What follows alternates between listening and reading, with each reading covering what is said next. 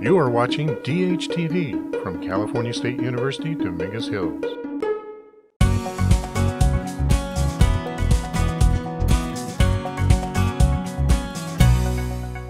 Good morning, everyone. And on behalf of the Los Angeles County Economic Development Corporation, welcome and thank you for joining us for this Future Forum, The Future of Medical Research and Treatments, Impacts of the Pandemic, a special showcase presented by California State University, Dominguez Hills. My name is Shane Cullen, and I oversee events for the LADC and will be your Zoom tech and moderator for today. We have a star-studded program of presenters and panelists who will be sharing their insights with you. And don't forget, join the conversation online by using the hashtag LAEDC Future Forum. Now, without further ado, I'd like to introduce the CEO of the Los Angeles County Economic Development Corporation, Bill Allen. Thank you, Shane, and good morning, everyone. Delighted to have you all with us. This year is the 40th anniversary of the LAEDC's service to LA County, and we are fully committed to reimagining and reinventing our regional economy into one that is more robust, inclusive, sustainable, and resilient, so that we can create a healthier and higher standard of living for all of our LA area residents.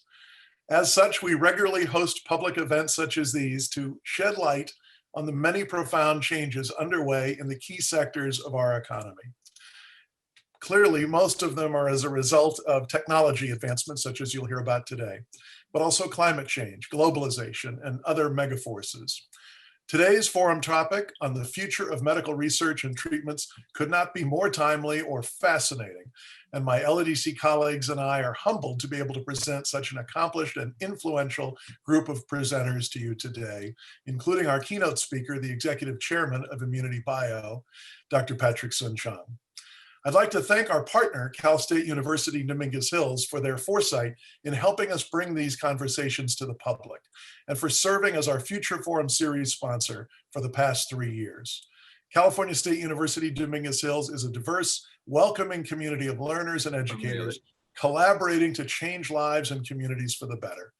With strong academic programs, dedicated faculty mentors, supportive staff, and many campus amenities, Cal State University Dominguez Hills is committed to connecting students to a high-quality, transformative education while providing our communities with a vital resource for diverse talent, knowledge, skills, and leadership needed to thrive today and tomorrow.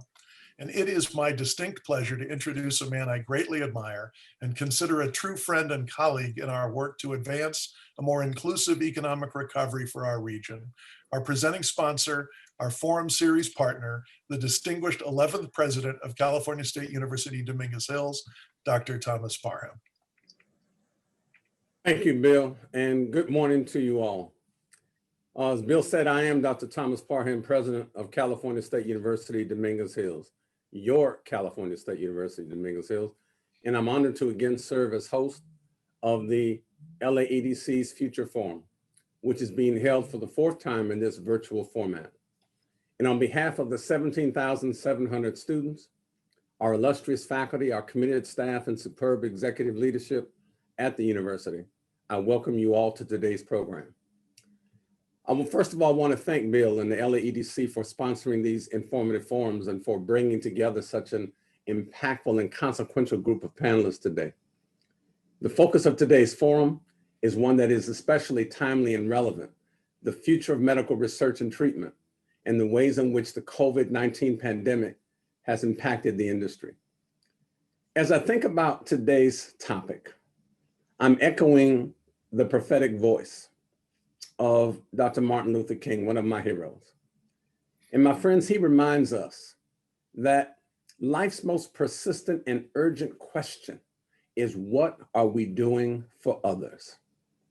Our keynote speaker, the CEO of NantWorks and Executive Chairman of Immunity Bio, Dr. Patrick Soon-Shiong, and our panelists certainly have a track record for medical and technological innovations. And that's why, as president of CSUDH, I'm so excited about today's program.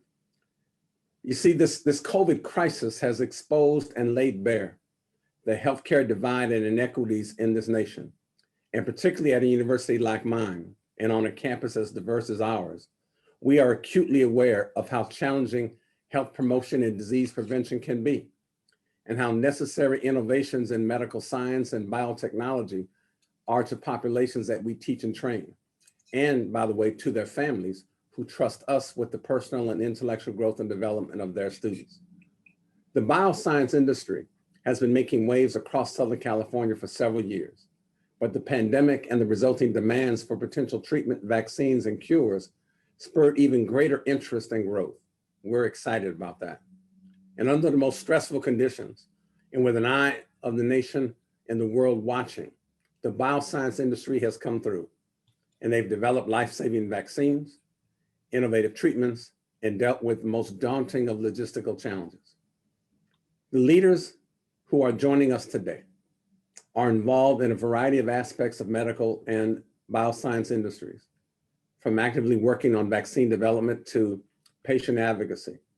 And they're uniquely positioned to speak on how the COVID-19 pandemic has transformed medical research and treatment in the South Bay, South Los Angeles, and beyond.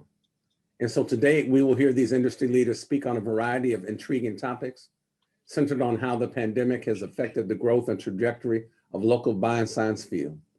And I'm excited to hear the new directions that a post-COVID medical industry will pursue. And we'll hear about enormous economic impact that the bioscience industry has on Southern California and how it will be one of the principal factors helping to lead this area in a post-COVID economic recovery. The exciting developments in medical and bioscience industries promises to bring even more capital, jobs, innovation to Los Angeles over the next few decades. And your California State University, Dominguez Hills, plans to work with you every step of the way. You see, our university has long teamed with area leaders, working to mold our curriculum to match the needs of local industry. In the realm of medicine, our university's award-winning School of Nursing is responsible for training hundreds of those who have been working on the front lines against COVID-19. Our dedicated selfless nursing students and graduates are graduates in kinesiology, occupational therapy, clinical lab science, and even orthotics and prosthetics. Know firsthand the importance of innovative treatments and how exciting new vistas in medicine can be. Their tireless, and I mean tireless work at hospitals and clinics throughout Southern California is a particular point of pride for our institution. So understand and know that our university, California State University, Dominguez Hills, an ongoing partnership, excuse me, with industry leaders and innovators, promises to be some of the most important relationships we have going forward. And we are dedicated to the success of our students and our community. And by working with forward-thinking, innovative businesses like these represented here today, we'll be able to continue to position our graduates for success, provide local industry with the talent and creativity they need to grow and thrive, and offer hope to a community sorely in need of an enhanced sense of agency regarding its healthcare. So thank you once again for joining us. Thank you to the LAEDC for hosting this event. And I'll now turn the virtual microphone back over to my good friend, Bill Allen, the CEO, who will introduce our featured speaker, presenter this morning. Bill, take it away, my friend. Thank you, Dr. Parham, as always, for your partnership in these future forums and for your inspired leadership of a campus that is one of the greatest engines for social mobility in our state today. We really appreciate you, sir. On behalf of Dr. Parham and all of our colleagues at the campus and at the LADC, I am honored to be able to introduce our keynote speaker, one of the legendary figures in modern medical research, and a former winner of the LADC's most prestigious prize, our Eddie Award for Outstanding Leadership in the Economic Development of our region. Dr. Patritson Chong is a surgeon, scientist, inventor, and philanthropist with over 500 issued worldwide patents and 100 scientific publications. He serves as chairman and CEO of NantWorks, an ecosystem of companies with deep understandings in a wide variety of complex industries, from medical science to physics, from data to AI, and from communications to mobility. Under the NantWorks umbrella, he is chairman of NantQuest, an immunotherapy company focusing on natural killer cells, executive chairman of Immunity Bio, a biotechnology company focusing on vaccines and immunotherapy for cancer and infectious diseases, Chairman and CEO of Nant Health, a NASDAQ-listed transformational healthcare company converging biomolecular medicine and bioinformatics with deep learning AI to empower physicians, patients, payers, pharma, and researchers to transcend the transitional barriers of today's healthcare systems. Please welcome our keynote speaker, Dr. Patrick Soon-Shiong. Hi, Bill. Thank you for having us. Great to have you with us. So, look, I think I think we gave a talk like this maybe a couple of years ago, and it's a wonderful catch up, especially now in this environment. So, let me do a catch up and then share with you where we are and how COVID has not only impacted, but as it's been presented, unearthed the inequities in healthcare. From a catch-up, ImmunityBio just went public, so to speak, by taking NantQuest, the company that I founded, and merging, which has been now, I think, a lifelong quest of integrating your natural killer cell with your T cell and creating what we initially called the NANT cancer vaccine. So just a brief summary of the company that just went public a couple of weeks ago. We are now in 25 phase 2-3 clinical trials, purely across trying to drive a chemotherapy-free immunotherapy platform across pancreatic cancer, triple negative breast cancer, colon cancer, lung cancer, head and neck cancer, and infectious diseases like COVID and HIV. We have 17 first-in-human, first-in-class molecules in clinical trials. It's now been tested over 1,800 patients and over 400,000 square feet of manufacturing capacity. So what we've done is stealthily over the last decade in Los Angeles County and across the country is built what we believe the largest immunotherapy biotechnology company in the country to try and transform how we treat cancer and how we treat infectious diseases and how we prepare ourselves for the pandemic. So at Risk, we've built this 400,000 square feet of biological manufacturing capacity in Southern California under GMP conditions so that we could actually prepare ourselves not only for the treatment of cancer, and it's unfortunately when COVID hit, it's as if our company was quasi-built towards that program. 450 people, it's remarkable. A biotech company in Southern California now that hit the large cap. Our market cap now exceeds $10 billion. And I say that only to say this is but the beginning and not the end. We now need to build that manufacturing capacity, that commercial force and that R&D force out of California. But more importantly, share that technology with the developing world. So let's speak a little bit to COVID and how it relates to what we were doing. When COVID hit, I recall around 2019, October, November, December, and at the JP Morgan conference, where we were presenting the whole concept of the NANT cancer vaccine, in which we'd used our adenovirus, we'd used our natural killer cell, and reported the first time in my career a complete remission in metastatic pancreatic cancer, a complete remission in triple negative breast cancer, a complete remission in head and neck cancer. And so there was a common theme across these complete remissions, and the common theme is that we've activated the patient's own immune system. The common theme is that you have in your body the natural killer cell. You have in your body the T cell. What we've not been enlightened about as a human race is to activate the host rather than treat the disease. For 40 years, we've been treating cancer by trying to nuke the cancer cell with high-dose chemotherapy, high-dose radiation. Inadvertently, what we've been killing is your own natural killer cell, your own T cells. And then we have metastasis and said incurable. So we've taken these incurable patients, whether it be pancreatic cancer, head and neck cancer, triple negative breast cancer, and imparted this entire paradigm. And while it may be surprising to others, it was at least a proof of our hypothesis. We were seeing complete remissions. And then COVID hit. I recall as COVID hit, sadly, it was the same time when the Kobe Bryant passed away. And I sat in this Staples Center when this event was given on behalf of Kobe, and spoke to Gavin Newsom and said, this is very, very serious. Happily, California went into early shutdown. I believe that action saved tens of thousands of lives because what we call the first wave of COVID had hit. After that event, I did one episode called The Science Behind Coronavirus with the LA Times. And we launched what we call the Second Opinion.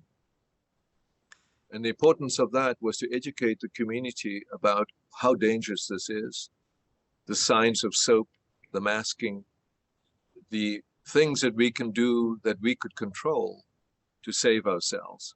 Because when I looked at COVID, I saw cancer, meaning that I saw that this virus not only acted like cancer, it spread like cancer, meaning that the virus would get into the infected cell and then evade the immune system. So this virus, unlike other viruses, whether you call it influenza or previous coronavirus infections, would not only invade the cell, but it would spread like cancer. It would actually take the cell's system, without my going into the science about it, and spread throughout the body. It'd get into your brain, pancreas, heart, liver, every blood vessel. This is the danger of COVID. This is the danger of what we call SARS-CoV-2. And when I saw that, I realized that our NAND cancer vaccine that killed the cancer cell was necessary to kill the infected cell. So fortunately or unfortunately, it depends on your perspective. Industry went about the way, as industry does, by looking at this as a flu vaccine, where it would actually create antibodies. So the vaccines currently on the market today, whether it be the Johnson & Johnson, AstraZeneca, Moderna, Pfizer, are designed to block the entry of the virus into the cell with antibodies. The trials were approved based on reduction of death. And it's clearly important that these vaccines got approved, and very important that you take the vaccine. I think, however, unfortunately, I don't think that people fully realize that by taking the vaccine, you don't prevent infection. You are still vulnerable to an infection. The vaccine is an antibody-based vaccine that blocks the entry of the virus into your cell to reduce death, but does not prevent you getting infected potentially from a variant or even from the COVID and transmitting that infection to others. Knowing about that or thinking about that, we designed a vaccine that would treat COVID as if it were cancer, not just to block the entry, but to kill the cell that is infected. So we developed this adenovirus, and luckily we had the manufacturing capacity because we had a 3-year lead in Southern California building GMP manufacturing capacity that could very quickly go into a GMP produced adenovirus form, and where it's designed to not only block the virus from entry, but to kill the infected cell. And the way we did that is that the virus, the coronavirus, has a protein on the outside called spike, and the protein on the inside called nucleocapsid. The protein on the outside, spike, was used by the virus to enter the cell. The protein on the inside, called the nucleocapsid, is used by the virus for it to replicate.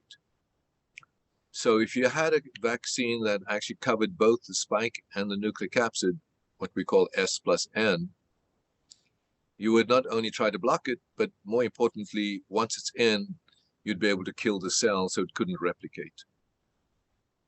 Excitingly, we were able to show with the non-human primate studies that Warp Speed funded under the Trump administration initially, that we were able to wipe out completely the virus when the virus was challenged in the non-human primates, in the monkeys. 10 out of 10 was non-detectable in the nose and lungs. So we believe that this was the path to eradicating, we think, transmission. We'd have to prove that, but at least we now had the first evidence. So by October 2020, November 2020, unfortunately, I'm torturing myself that we wish we had gotten the green light in June 2020, but we only got the green light in November 2020 to initiate our phase 1 trials. And we opened it up very quickly, both at 2 centers, one in El Segundo and one in Newport Beach, and quickly showed the safety, that we could not only generate this without any adverse events, but we generate T cells. But to me, that wasn't enough, because I believe we need to actually be able to immunize the world. And 1 billion people will not be able to get access to the vaccine if it's in refrigerator or -80. So the opportunity to develop an oral vaccine, a capsule that you could take by mouth, that's available at room temperature, was the next challenge. So by August 2020, we developed that. And that combination of a subcutaneous and oral was given to the monkeys. And 10 out of 10, as I said, viral load was undetectable. Which then took us to the next step, was to combine our subcutaneous and oral. And I'm happy to say we just put out a press release on Monday that the subcutaneous and oral and the subcutaneous under the tongue, like a polio tablet, not only is safe, but we can now proceed very rapidly. So we are what we believe a second generation COVID vaccine that's going to be trying to eradicate transmission. But more excitingly, I believe we could be the universal boost. And let me speak to a little bit my concern about why you need a universal boost. So all the current vaccines, as I said, it's so important for me to emphasize, it's important for you to get the vaccine. But unfortunately, the virus is designed to mutate around these antibody-based vaccines. And you'll be chasing your tail for a little bit, because you put up an antibody, the virus uses that as bait, so to speak, to mutate around it. And now you see the South African variant, the UK variant, the Brazilian variant. And unfortunately, in these countries where you have the immunosuppressed patients, HIV patients, even the long haulers, the virus uses the human body now to mutate. We cannot afford to be in the influenza world where every year you get a different vaccine. We have to be ahead of that game. So I'm proposing to the FDA that we become a universal boost, meaning that you get your S-based antibody vaccine, and then we take an oral capsule to give you a T-cell boost to that. And now you have an antibody and a T-cell. I'm hopeful that that trial will begin soon. And I'm going into the heart of the storm, into South Africa, because we need to prove what we prove in cancer, that you can get a complete remission for pancreatic cancer, triple-negative breast cancer. We need to prove that you can give an oral capsule vaccine in the heart of the storm that takes T cells against the South African variant. What's of concern to me is that the South African variant has just hit the shores of the United States. That is a highly infective variant. And we've shown, or not we, but the South Africans have shown, that convalescent serum, unfortunately, does not block that. What's even scarier, there's not too publicly known, there's another variant called the Tanzanian variant, which is maybe even more infective. So I don't want to scare the audience. There is hope. There's light at the end of this tunnel.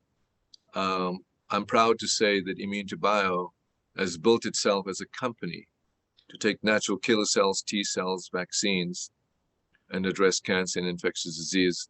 I'm proud to say that we had the foresight to build 400,000 square feet of manufacturing capacity.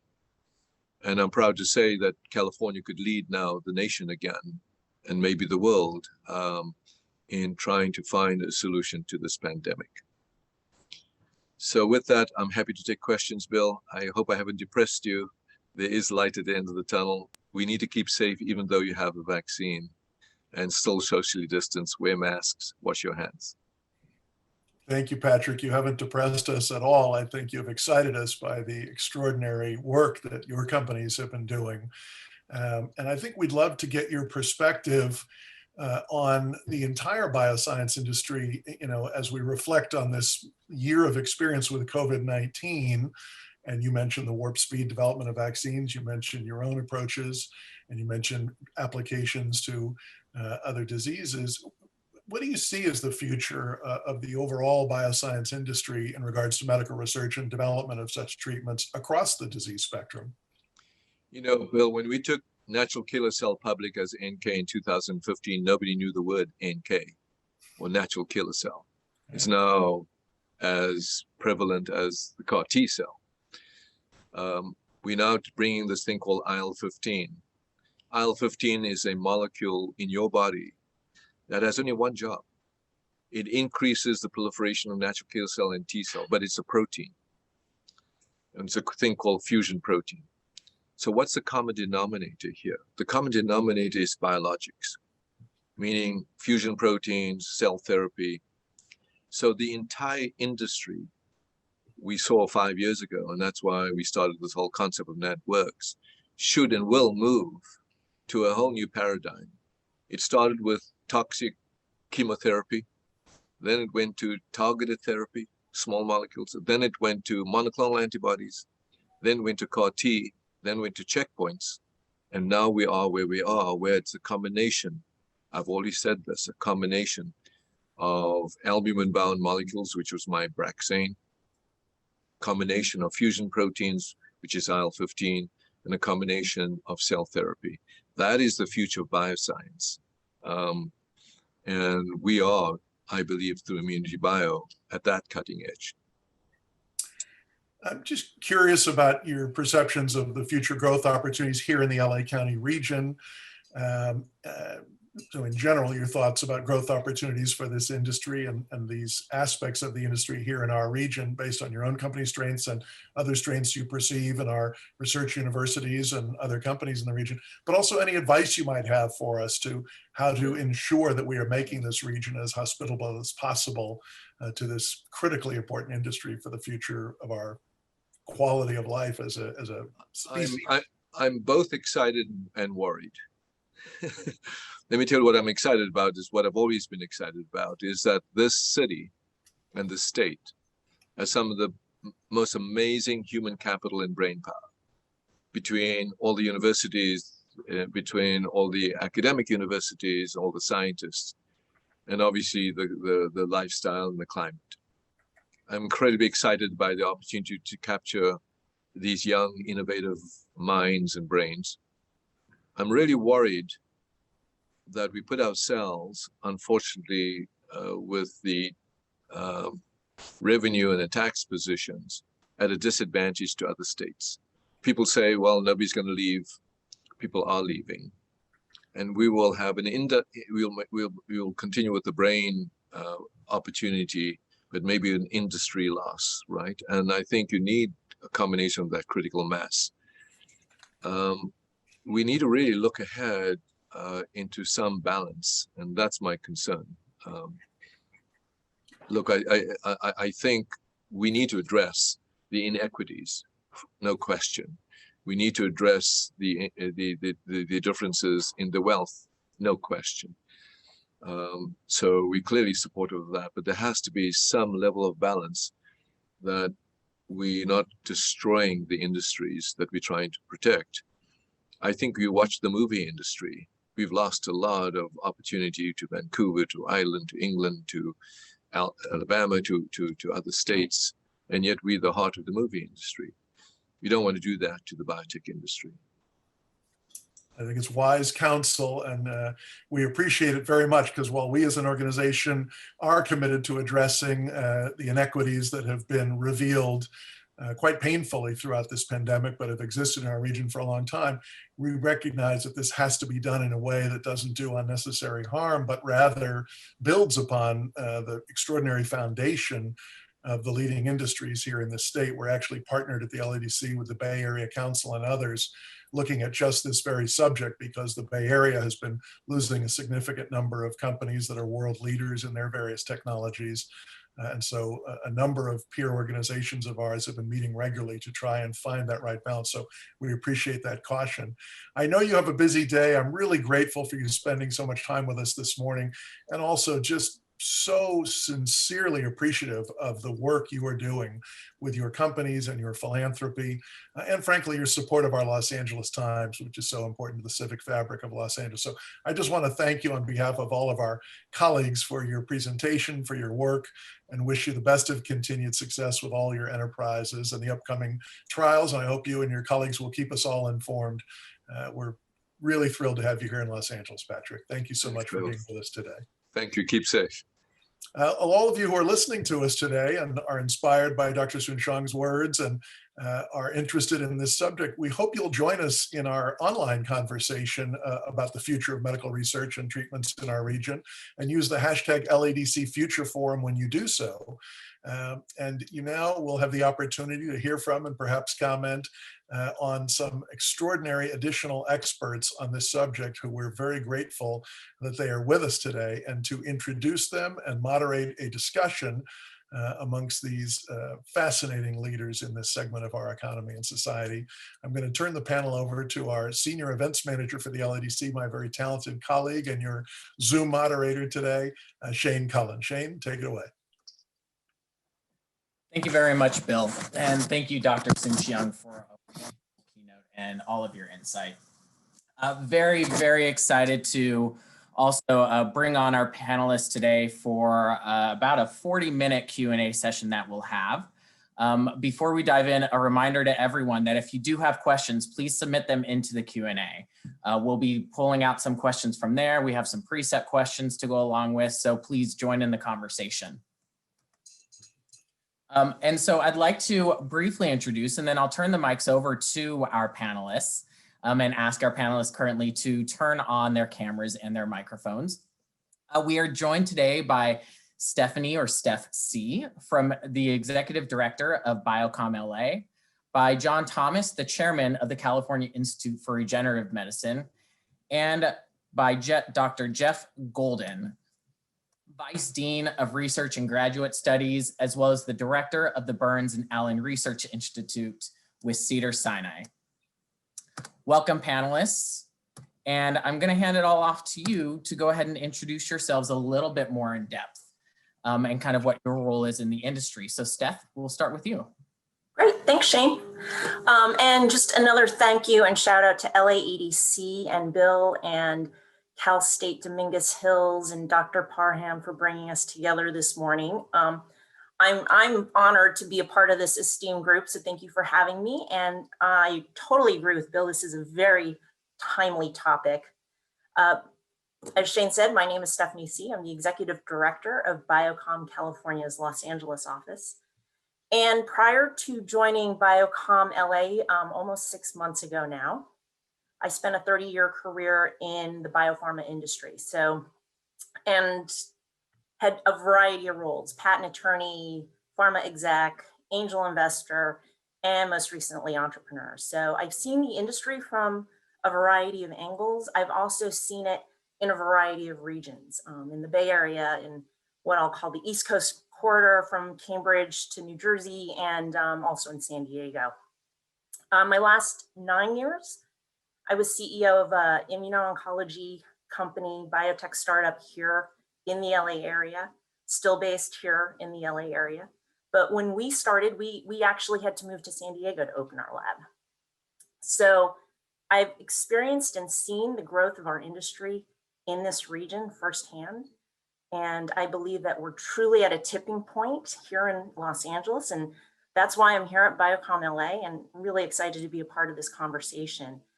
For those of you who are not familiar with Biocom California, we are a trade association that is the voice of the industry for the state of California. We represent the California life sciences industry.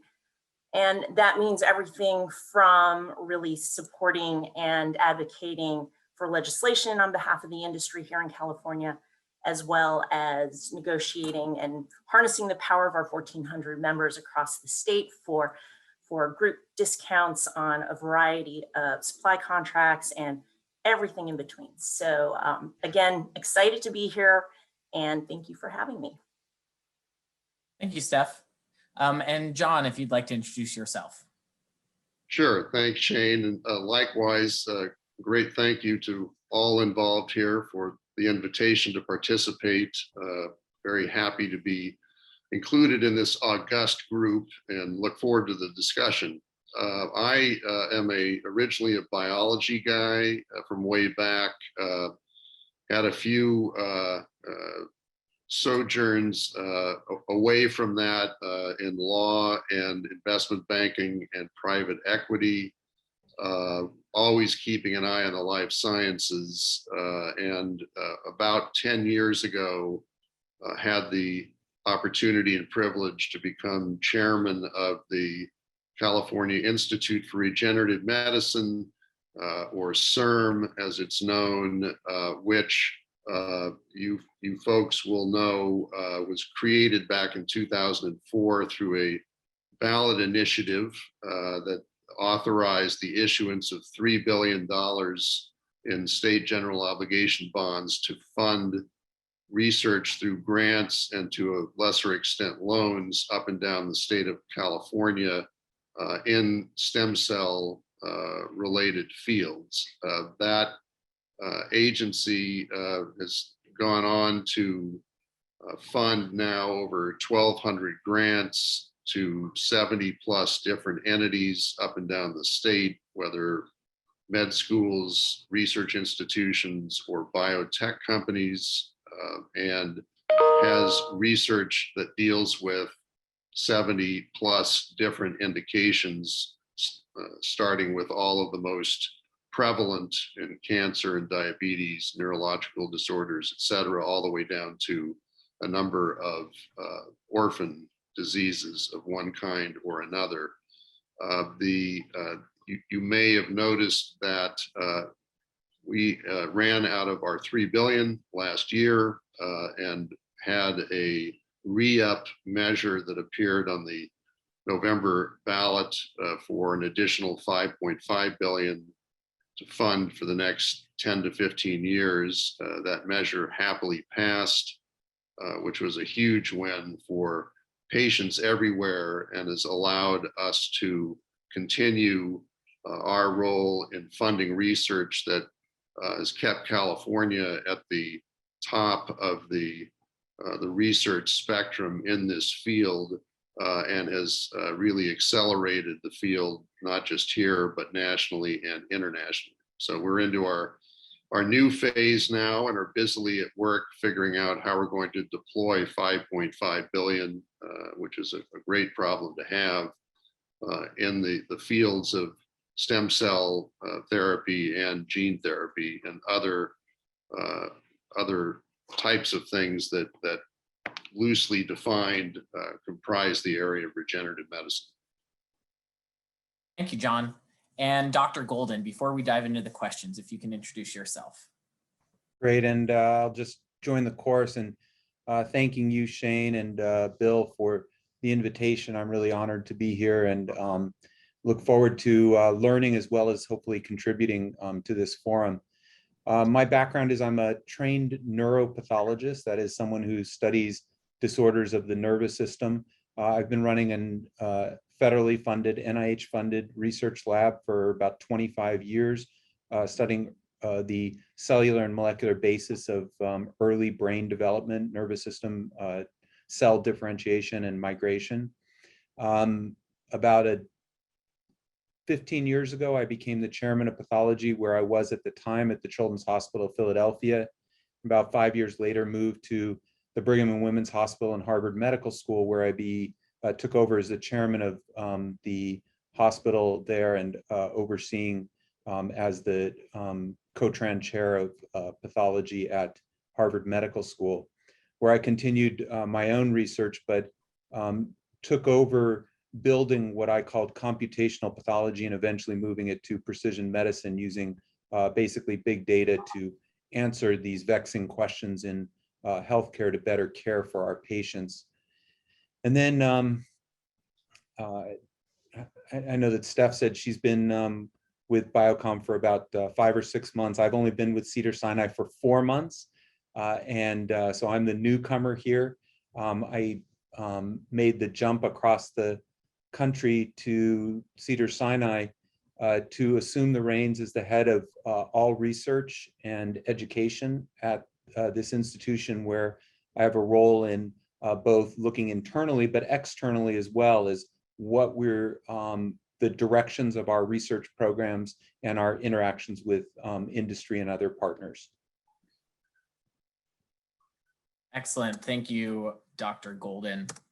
And so I'd like to take a step back and start the conversation pre-pandemic. We know most of the conversation today will revolve around how has the pandemic impacted us, but really starting pre-pandemic and prior. Stefan, putting this question first towards you, how was the bioscience industry developing out in the LA County region prior to COVID-19 becoming so impactful? Yeah, I mean, I think we were seeing momentum and some real stickiness, as I've been referring to it here. We talked about the great institutions and the great innovation that come out of here, right? You talk about the $1.7 billion last year that the NIH put into our amazing institutions, like Cedars, like Cal State Dominguez Hills, and really prior to the pandemic, and I would go back even prior. So like if you think back to even just 2015, it was really hard to have a place, it was hard to find a place to grow and stick here. So you saw that innovation sort of move other places towards other hubs. And I would say, it's leading into the pandemic, we started to see that growth, anecdotally, more incubator space, more investment funds and more VCs kind of focused on LA and institutions and companies here. And that includes, when you think about Westlake Village Biopartners setting up shop in 2018. So yeah, we were seeing I think a lot of momentum coming into the pandemic. Absolutely. And John, I want to kind of put that question towards you, especially coming from a more publicly funded end through the propositions. If you can kind of comment on the industry as a whole, maybe even in the state of California, and where you felt the growth was going prior to the pandemic.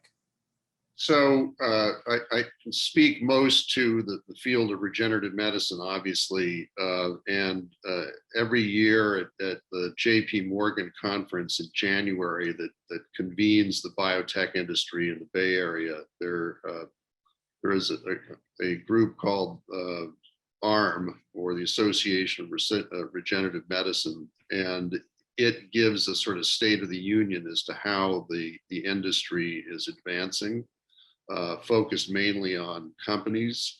And you can see in the last several years from that presentation that the field itself is multiplying logarithmically. And from year to year, it's remarkable how many new companies are springing up in the space. So I think that was a national report, but it's heavily reflected in California, where there's an unusual amount of funding that spawns research that leads to spin-outs and companies in the field.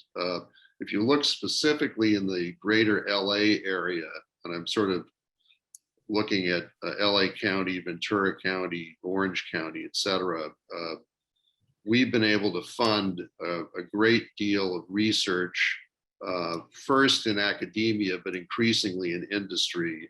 And just to give you an idea of the magnitude of that and why it's such a luxury to have $3 billion to deploy and now 5.5 more. And I'm just looking at my notes here. We've given Cedars, Jeff, $72 million thus far. City of Hope, 112, UCLA, 307 million, USC, 114, and UC Irvine, 125 million. And this research has led to a really best-in-class portfolio of projects that has led in turn to a number of spin-out companies in the greater LA area that I think you're going to see increasing over time dramatically.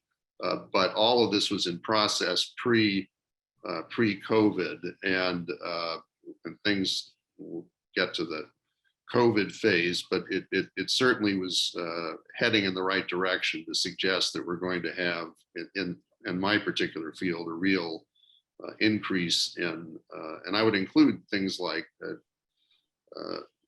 all the immunotherapy companies are in this space as well, and you've seen obviously explosive growth, Kite, et cetera.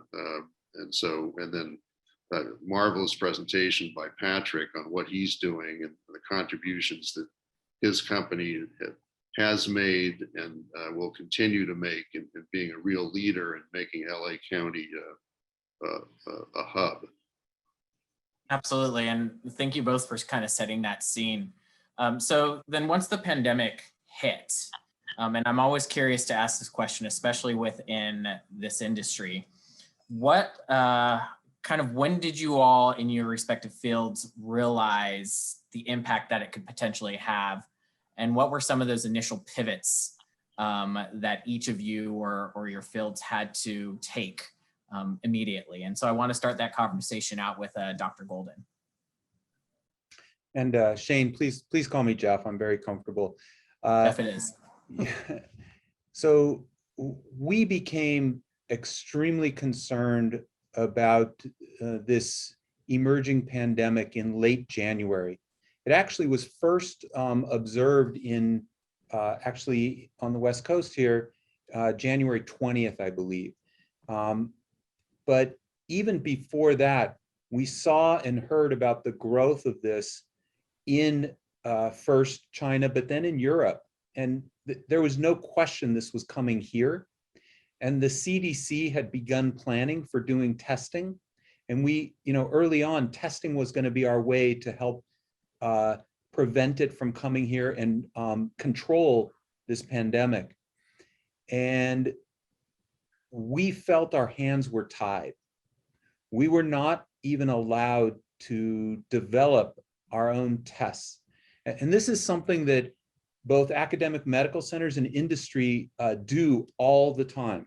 We have these mechanisms to be able to build tests in our centers that are outstanding tests, all done under what is called CLIA regulations or guidelines. These are the standards that we have to follow. But because this became regulated by the FDA, we were not allowed to do that. And through the month of February, I think we really were sweating what was coming and what was going to happen. And as we saw the growth of this and then really the explosion in New York, I think the turning point for us was March 2nd. And I remember it extremely well because I actually was here in LA. I was at a conference in LA when I got a call at 3 p.m. LA time that the FDA had just announced that we would be allowed to develop our own tests to be able to really try and identify where patients were in our community and really across the country. And the amazing thing, and I'm sure we'll talk about this a little bit more, is that by that Friday, that was a Monday, so March 2nd was a Monday, by that Friday, we were running our first tests. And that was something we had never done before. Normally, a test from kind of design to testing to validation, developing all our SOPs, everything we needed, the standard operating procedures, is a minimum of 2 to 6 months. This was the first time we had done it in this speed. Now, we had been thinking about it, but we had not prepared anything for it. But we were able to do that in about 4 to 5 days and begin testing. And we can talk about the challenges we had afterwards, but in terms of your question, when did we see this? We became really nervous the end of January, and we were sweating all through February until we could actually take action to help start addressing this pandemic. Yeah, absolutely. And we're going to dive much more into testing and the barriers and the expedited processes and everything. But I do want to ask you the same question, Steph, especially from a more larger macro industry perspective. What was that first moment like where it hit and it was kind of that, oh snap moment?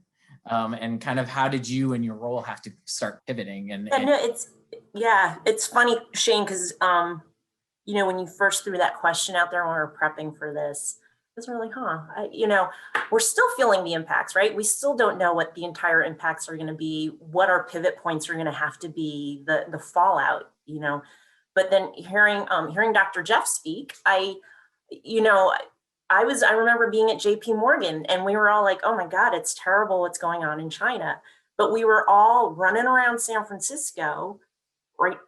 Busy trying to get our meetings done, get our deals done. And it was really sort of, wasn't even it wasn't that oh snap moment, right? And then I ended up going back to San Francisco. I flew in, I remember, to the Bay Area to meet with some investors. And it was the day that cruise ship was told not to come in. And I thought, gosh, my timing's perfect, great. There's an infected cruise ship off the coast of California here. And I actually left, Jeff was talking about on a Monday, I remember leaving San Francisco on a Monday night, and that was the Monday night before everything just shut down in California. My mom was visiting from the East Coast. That was probably a snap moment for me because SFO was a total ghost town and it was just kind of crazy. But yeah, it was just, and then there's just been a series of moments and pivot points and issues kind of depending on which aspect. But Jeff, it's just fascinating to hear your story and your perspective sort of at the very front end, trying to get those tests out and having to deal with the FDA process, because I think we'll get to that later too, but it's fascinating to me. And maybe if I could just emphasize something Steph said, it was a series of those kind of snap moments, because at first it was about developing the tests for us. But then in late March, when things were starting to emerge in the Boston area, and I'm reflecting on my experience there because through most of this time I was in Boston, we had to shut down research. And so that was another, oh my God, what are we going to do here? Because we actually shut down research across all of the hospitals at Harvard. This is an area, Massachusetts gets 10% of all NIH funding. It was basically shut down, except for COVID research. And this had a major impact on everybody. And how are we going to do that? And how do we redeploy the people to keep them employed? Because people were losing, all of a sudden they're like, where's our job? What can we do? And they wanted to help, but we didn't know how. And so that was a second kind of major, what are we going to do moment for us that really took us by surprise. Absolutely. And that actually, I'm going to bring a question in that we didn't write down for you all.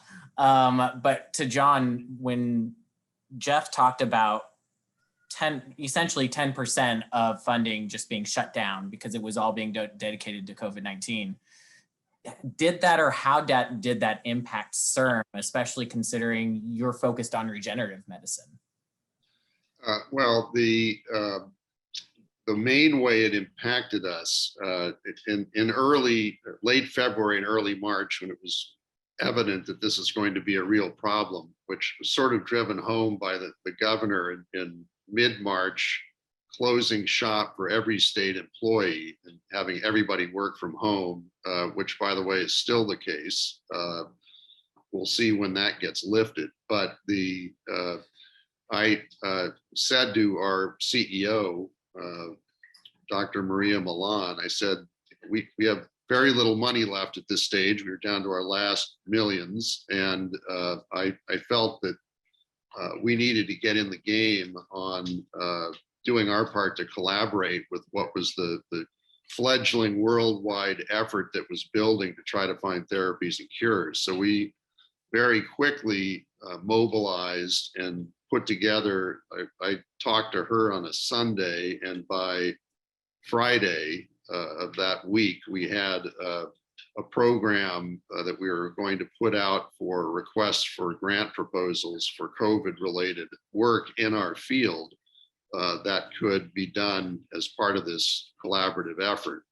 And we very proud of us, is all obviously done on Zoom over the course of 2.5 months, 10 board meetings on Zoom, and 7 peer review sessions evaluating grant proposals, awarded 17 awards. 3 of those were in clinical trials, and the others in preclinical work that are now in process of working their way through. So we knew we had to do something. We didn't have a lot to put to it. We put everything we could to it and did so in a very efficient fashion.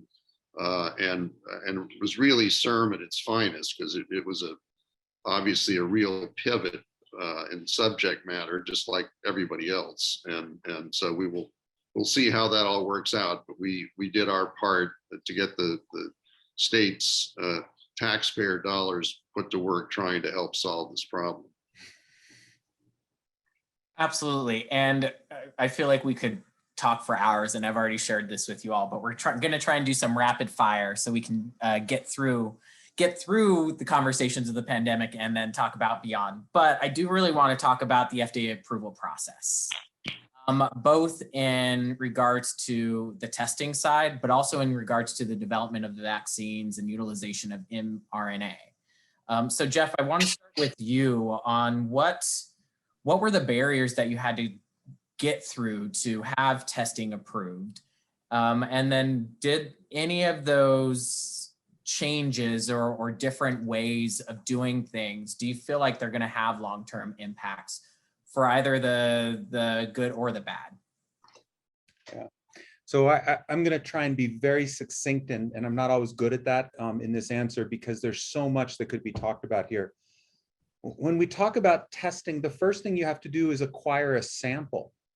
And what we rapidly learned was that those swabs that you use, I call them to do brain biopsies, but it's the so-called nasopharyngeal swab that goes way up your nose.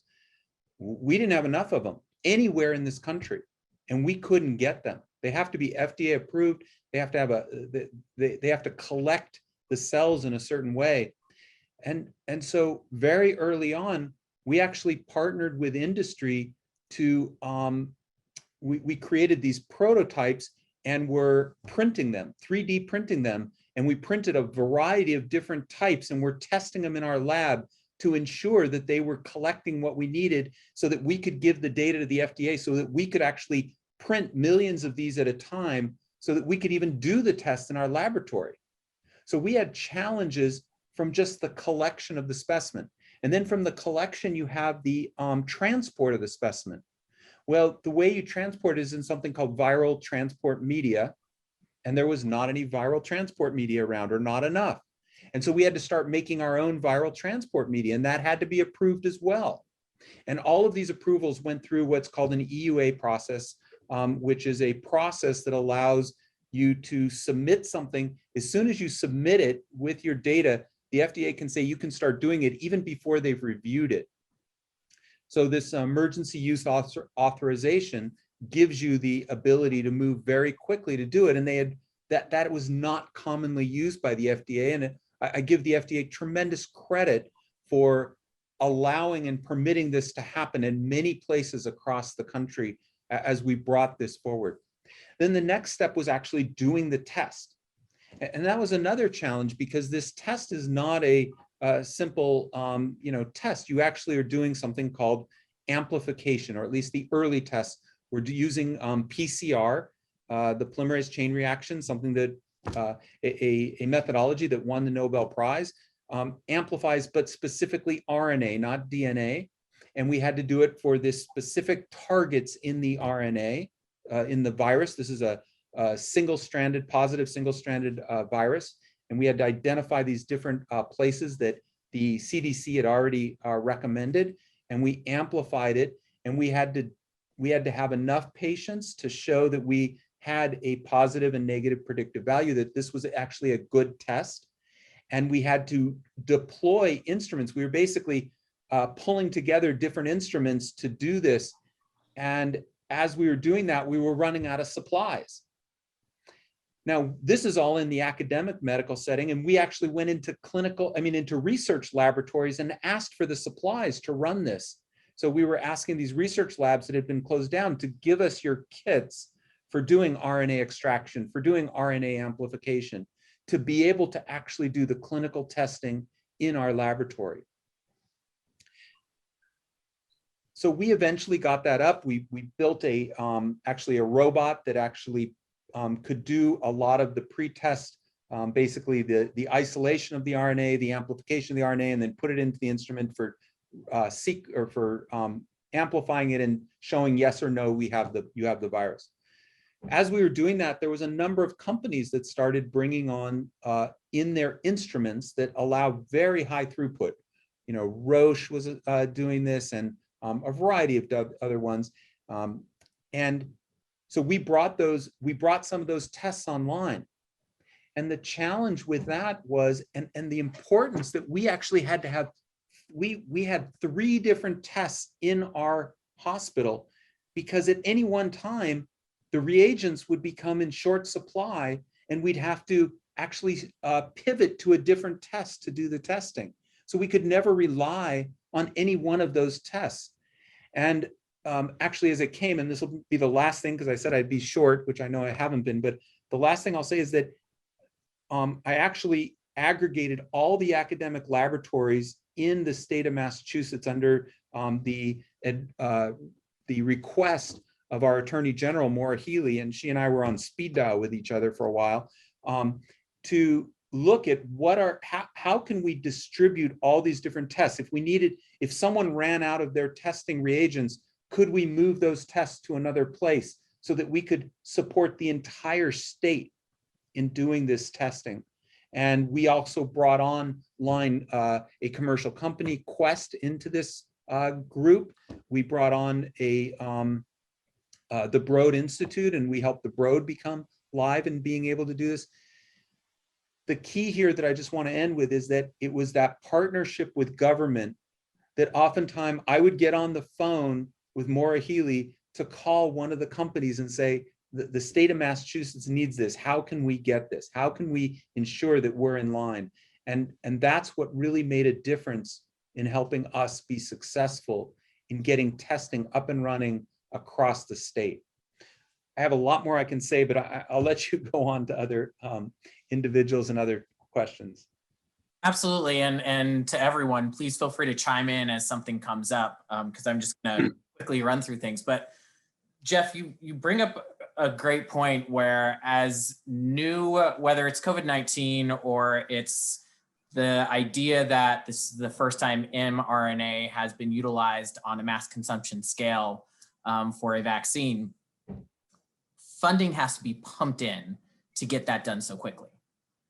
And I do want to talk a little bit about that funding stream and, how did it change the industry as a whole over this last year, as far as, did we see a surge in funding? Did we see funding getting reallocated? And so the surge was largely towards COVID-19 research, therefore leaving research, whether in regards to cancer, heart disease, left with less funding than expected. And Steph, I want to kind of pose that question to you. and see what insight you have behind that and where funding started getting directed and redirected. Yeah, and I think I'll reframe it as resources just generally, not just funding, right? So you've heard about all the funding, the government funding, and right, everybody sort of deploying their resources towards really fixing this big problem, right, that we had on our hands and doing it as quickly as possible. So, I think that those made a lot of the headlines. You saw a lot of companies, and you heard Dr. Shang talk about it too, right? Like kind of pivoting from their cancer vaccines towards COVID-19 vaccines and looking for the parallels. And you saw a lot of companies here, including Immunity Bio, but a lot of others also sort of doing more collaborations and working with each other and to take pieces of their technology to really find solutions. So yeah, in terms of whether it was sort of, taken from here to feed this, I still see a lot of investment though going on in other areas and sort of in the field. And that's probably more from my perspective as sort of the biotech entrepreneur. But yeah, absolutely. And Yeah, John, Shane, I'll sort of focus specifically on the mRNA technology,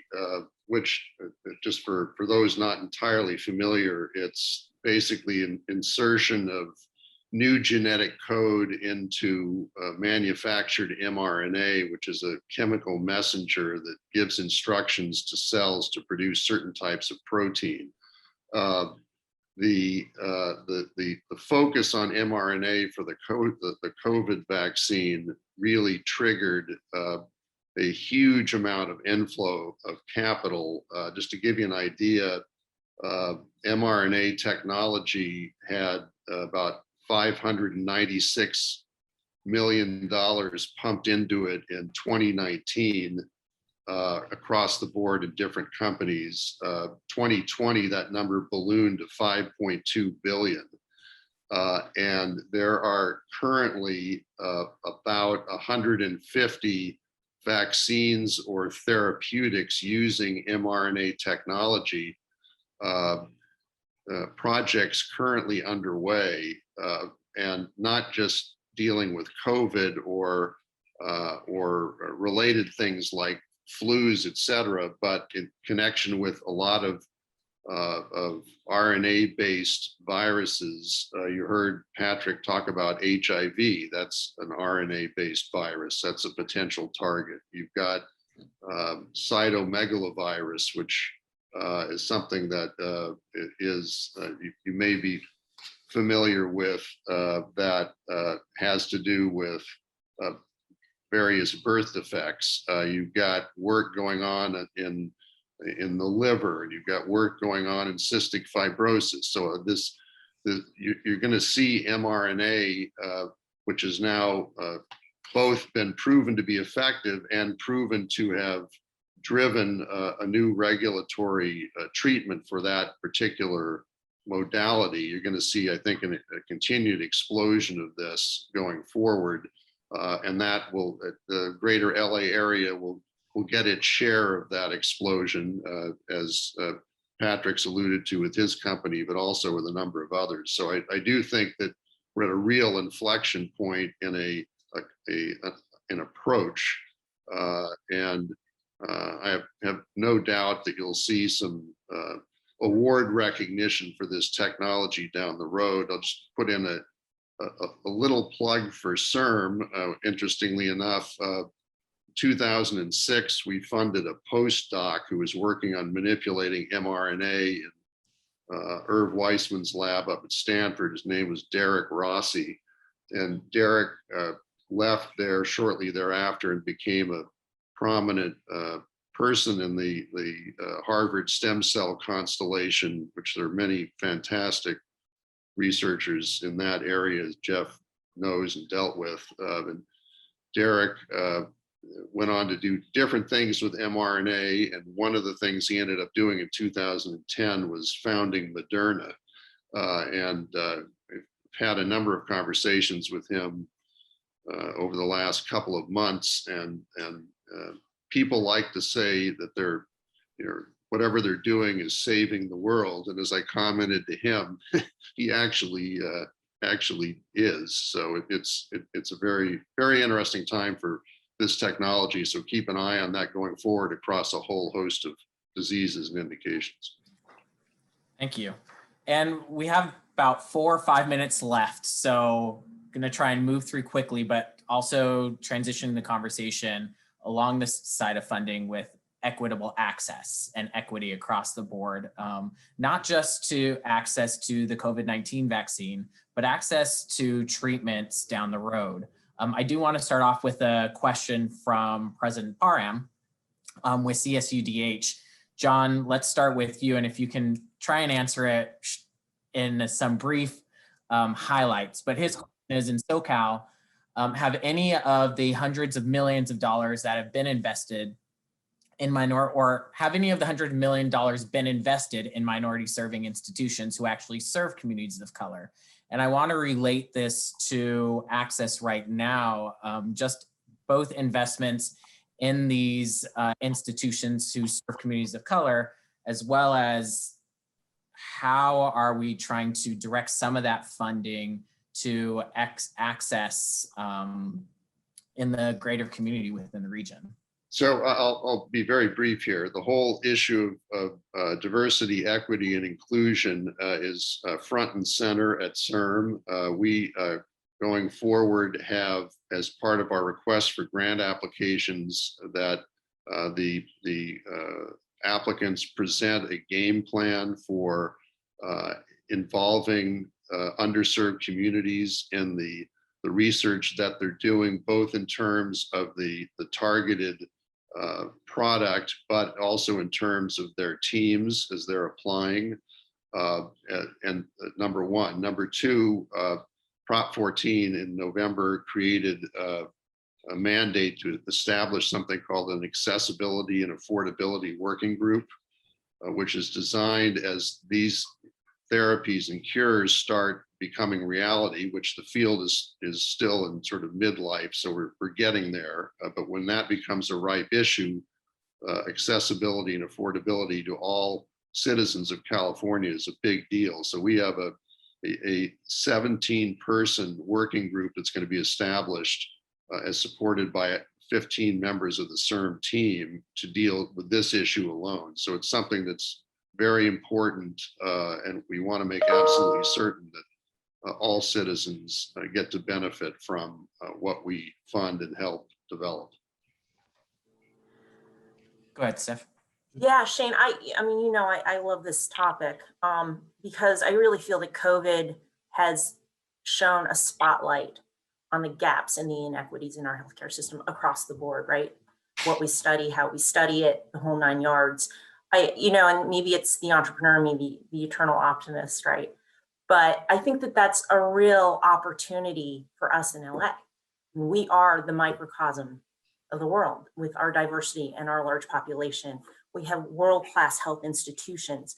We've seen firsthand as a society and as a globe, kind of what the issues, some of the issues are, right? They've bubbled up to the top in very dramatic ways. And I feel that you know, this is something that us in this region can really take advantage of and say, hey, you know, we have the diversity, we have the population, we have the healthcare systems to really deal with this and look at it closely and study and really think about more carefully how we do clinical trials in the future, how we consider the diverse population and the inequities and in getting those medicines to patients. Thank you. I'll just add that, you know, this is something that we've addressed from the very beginning. When I was in Boston, testing was essentially not available in the most at-risk populations. And so what we actually did at the Brigham is we went out and set up clinics on corners in Port Authority and in Chelsea and in other areas along with Mass General to do free testing. We had it right there and we did it right on site. So we went out to get that done so that we could get that information to that population. And you know, I think it made a difference, but it started to develop that relationship. And I think this is important, that it becomes a multi-pronged approach. It's understanding the biology, but it's also trusting what the healthcare system is going to do, trusting that we are going to be providing the best care for them. And if you now pivot to where I am now, we've set up what's called the CORAL study. It was studied, it's one of the 8 studies was funded by the NIH with a U54, which is part of the CORAL study. The CORAL study is larger, but it is a long-term, looking at long haulers and looking at long-term problems are related around COVID. And we're going to be following these populations. And we very specifically have selected populations of diversity so that we can look at them specifically and selectively for how do they respond to medications? How do they respond to the vaccines? How do they recover? All the things we need to be doing. And so we've got this population that we will be able to help them understand themselves how we can better deliver healthcare for them. Well, thank you to all of our panelists today. I would wish that we had 2 to 3 more hours to just talk about this. But thank you so much for your insights. I think this was extremely valuable. And want to just thank you so much for your time. I would also love to thank our presenting sponsor for this series. Have a wonderful day, and thank you so much for joining.